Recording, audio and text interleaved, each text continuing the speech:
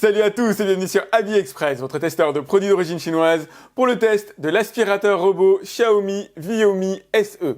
Les aspirateurs de chez Viomi se sont montrés parmi les plus performants que j'ai pu tester jusqu'ici. J'en ai testé quand même beaucoup, environ une bonne grosse cinquantaine. J'ai hâte de voir ce que le Viomi SE a à proposer par rapport à la concurrence directe de sa propre famille, les Viomi V2 Pro et Viomi V3. Le package est sobre mais on y retrouve le nécessaire. Ici la partie serpillière pour le lavage des sols, une petite serpillière de rechange, deux brossettes rotatives dont une de rechange et bien sûr le système de rechargement, hop, retour à la base de chargement automatique évidemment. Première chose et pas des moindres, c'est quand même un beau gosse par rapport aux autres aspirateurs robots, soit tout blanc soit tout noir.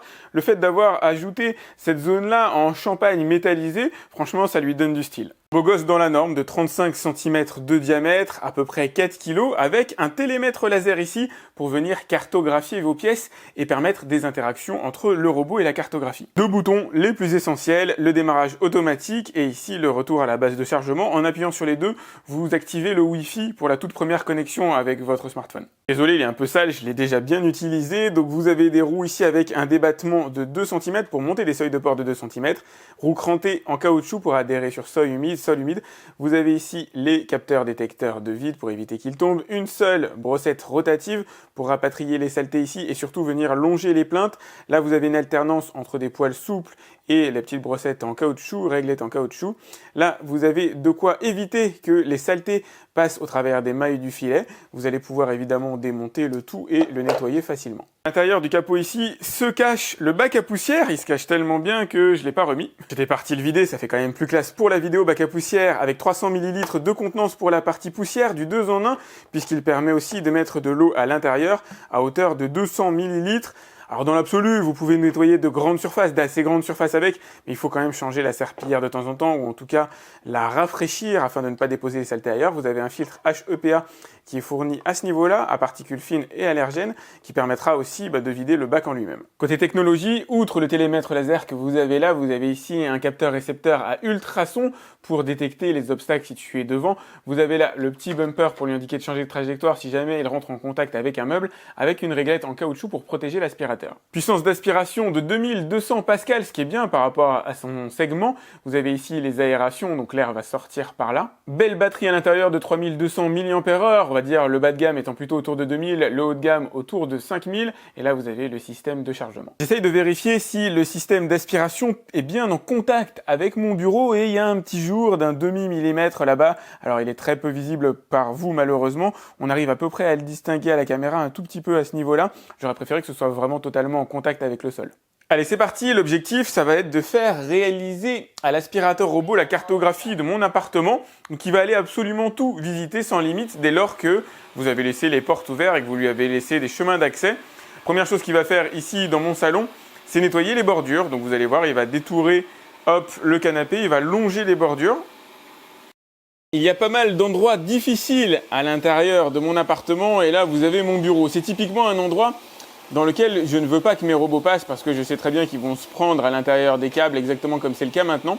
Et il est possible avec l'application bien sûr de dire au robot de ne pas aller nettoyer cet endroit. Donc là on va voir comment il gère ça. Donc voilà, c'est un peu la différence entre les hauts de gamme et les très hauts de gamme. Les très hauts de gamme arrivent à détecter ce genre de câblage assez épais alors que lui, malheureusement, voilà, va se prendre la rotative à l'intérieur. Peut-être qu'avec un peu de chance, il va parvenir à s'en sortir, mais ça va être difficile. Vous l'aurez compris, évitez autant que possible de laisser traîner des câbles et des chaussettes sur le sol. Le robot n'est pas en mesure de les détecter et donc risque de les avaler et de se coincer et donc d'arrêter son nettoyage, ce qui serait dommage. Évidemment, via l'application, vous allez pouvoir voir son nettoyage en live, voir les endroits sur lesquels il est passé ou il n'est pas passé. Là, il est en découverte de mon appartement. Donc, vous le voyez, il est passé ici dans mon salon. Il longe les plinthes et il va longer les plinthes de toutes les pièces qui lui sont accessibles.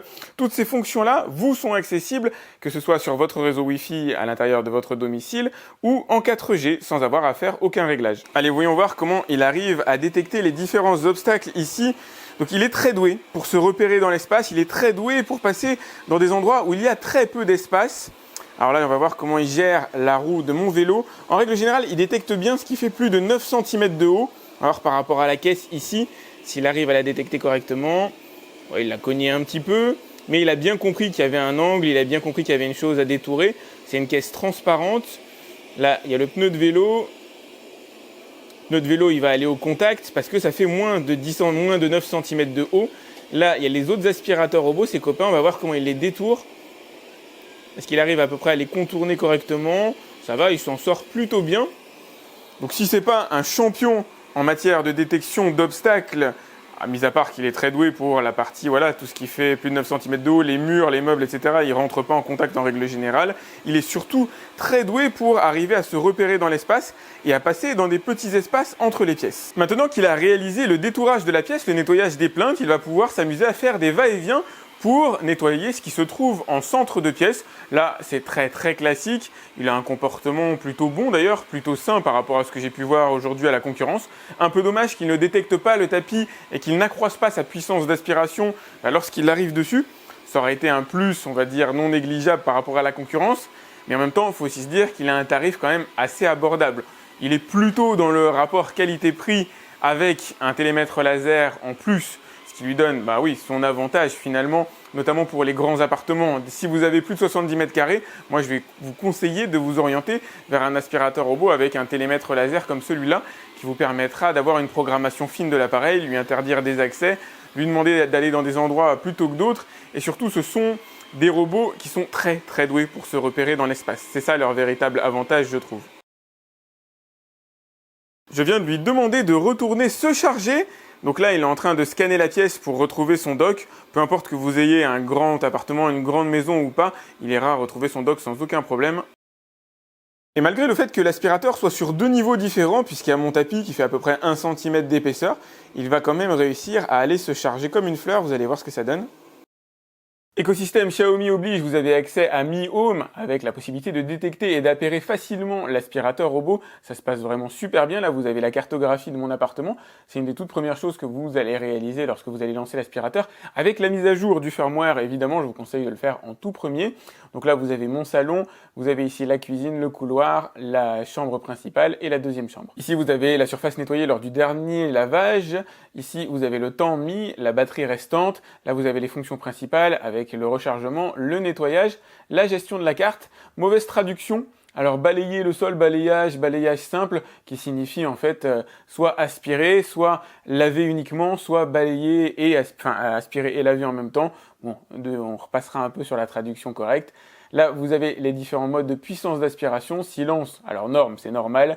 Milieu, voilà, on peut imaginer que c'est milieu et fort pour fort. En gestion de cartes, vous allez avoir des fonctionnalités sympas, comme la possibilité de segmenter les différentes pièces, mettre des murs virtuels comme je l'ai fait ici pour ne pas qu'il aille vers mon bureau et qu'il ne touche surtout pas au câblage qui se trouve au niveau de mes ordinateurs.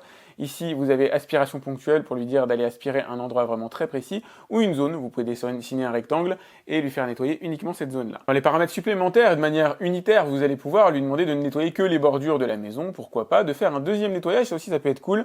Pour vraiment avoir un appartement nickel, vous lui dites faites 2 nettoyages au lieu d'un seul.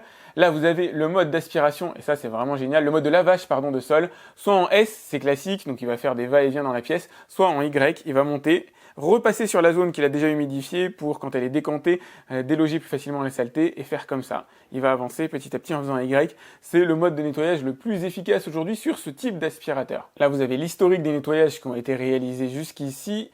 En dessous, vous avez la possibilité de le programmer de manière fine, donc vous allez pouvoir lui dire du lundi au vendredi tu nettoies à 11h et le samedi et dimanche c'est repos, merci de ne pas laver, ne pas déranger, ça c'est la nuit qui ne se déclenche pas automatiquement la nuit. S'il n'avait pas fini un nettoyage en journée, les aspirateurs peuvent se redéclencher automatiquement, donc là c'est quand même plutôt sympa de l'avoir. La liste des cartes que vous avez réalisées, vous pouvez avoir une carte par étage, donc une carte rez-de-chaussée, une carte premier étage par exemple. Après vous avez d'autres fonctionnalités associées comme la sauvegarde des cartes, l'effacement. Voilà, commutateur vocal, il y a une petite voix dans l'aspirateur, vous pouvez l'enlever, régler le volume. Statistiques pour les consommables pour savoir quand est-ce qu'il faut les changer. Hop, ici vous avez à la recherche, alors là c'est juste pour dire faire dire à l'aspirateur je suis ici dans la pièce, le tout en anglais. Télécommande pour le piloter, ça c'est sympa pour les enfants, c'est assez ludique, ça se pilote un peu comme une voiture télécommandée. Là c'est la première fois que je vois ça, vous avez un système de, alors pas de nivellation mais d'étalonnage de l'appareil pour vérifier qu'il est bien à plat par rapport au sol. Bon, pourquoi pas, je sais pas si c'est fondamental à faire. Et là, vous avez des petits paramètres supplémentaires. Comme d'habitude, je vais demander au Viomi SE de ramasser 100 grammes de saleté disposés sur parquet et tapis. Voilà, c'est parti pour le test qui sera effectué en puissance maximale et sera chronométré aussi. Et voilà, ça y est, je vais l'arrêter. Donc là, on peut considérer qu'il a fait vraiment son travail à fond en 2 minutes 10. Allez, on va analyser les résultats de deux manières. Déjà, je vais vous montrer en réel ce que ça donne. Alors évidemment, c'est pas parfait, mais il y avait énormément de saleté concentrée sur 4 mètres carrés. 100 grammes de saleté, ça fait beaucoup. Il reste quelques petits grains de riz au sol qui ont été éparpillés par la brossette rotative essentiellement. On va en retrouver ici aussi en bordure du tapis, puisqu'il fait 1 cm de haut. Le robot n'a pas la capacité à aller aspirer ce qui se trouve à 1 cm de sa brosse, c'est normal. C'est le cas pour tous les aspirateurs robots concurrents aussi. Sur le tapis, alors les grosses particules ont été enlevées, mais il va rester le sel et le sucre en quantité variable, on va dire, en fonction des endroits du tapis. Bon, j'ai déjà vu mieux, mais j'ai déjà vu pire aussi. On frise le très bon, puisqu'en ce qui me concerne, je considère qu'à partir de 90 grammes sur 100 ramassés, on est dans le très bon, et c'est vrai que la plupart des aspirateurs robots très haut de gamme dépassent rarement les 93 grammes pour le coup, ce qui est le cas du Viomi V3, qui ramasse 93 grammes, le V2 Pro en ramasse 88, lui se situe à 89 corrigé à 90, on est dans du très très bon. Allez, c'est parti pour le test de la fonction lavage de sol. J'ai mis à l'intérieur de l'aspirateur robot quelques gouttes de détergent, 3 gouttes maximum, c'est quand même un petit réservoir. Et je l'ai réglé sur débit maximum. Je vous conseille de le laisser systématiquement sur débit maximum pour avoir, on va dire, une belle trace au sol et permettre de décanter les saletés. Ce qui donne, selon moi, au Viomi V2 Pro une grosse valeur par rapport à la concurrence, c'est ça. Regardez de quelle manière il nettoie le sol. Il se déplace en Y, c'est-à-dire qu'il avance et recule sur une trace sur laquelle il est déjà passé, ce qui permet de décanter les saletés et d'assurer, on va dire, un maximum d'efficacité au lavage. Ça s'oppose au nettoyage linéaire où l'aspirateur va juste faire des passages, des va-et-vient comme ça dans la pièce, exactement comme il le fait en mode aspiration. Là, regardez, il va reculer sur sa trace quand elle a un peu décanté et revenir, etc.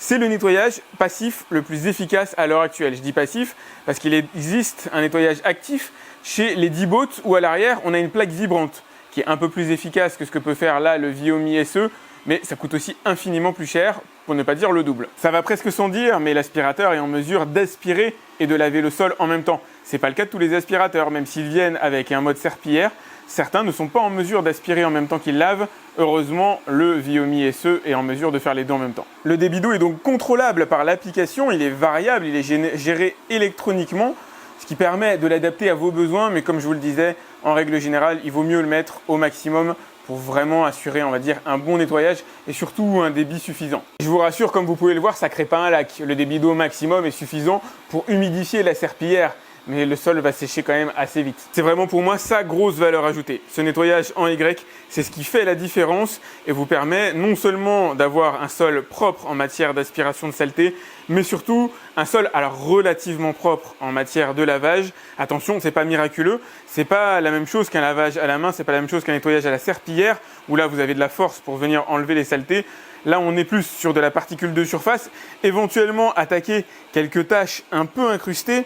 Mais il n'y a pas de miracle non plus. Ça ne remplace pas un nettoyage à la serpillière de temps en temps. Je vous montre rapidement le résultat du nettoyage de mon salon. Il y a à boire et à manger, je vous rassure. Pensez à bien nettoyer la serpillière de temps en temps. On est ici sur des petits formats qui peuvent tolérer, allez, je sais pas, 10 mètres carrés, 20 mètres carrés grand maximum si la maison est relativement propre. Mais il faut la nettoyer de temps en temps, sinon ça n'a plus de sens. Vous n'allez faire que déplacer les saletés d'une pièce à l'autre. Je pense que vous vous en doutez, ce Viomi SE est une belle réussite, un bon rapport qualité-prix et surtout digne de la tradition lancée par Viomi, des aspirateurs robots de bonne qualité. S'il est bon en matière d'aspiration, il est très bon en matière de lavage des sols. C'est même le meilleur qu'on puisse obtenir, le meilleur rapport qualité-prix à ce niveau-là. Le mode nettoyage en Y, je vous le redis, c'est ce qu'il y a de plus efficace à l'heure actuelle et c'est là-dessus qu'il va vraiment se distinguer de la concurrence. Pour le reste, il est classique, il est efficace, on peut lui reprocher de ne pas avoir les dernières technologies de repérage d'objets dans l'espace pour pouvoir les éviter. Évidemment, s'il rencontre des chaussettes, s'il rencontre des câblages, il va se prendre les rotatifs dedans et il va se coincer.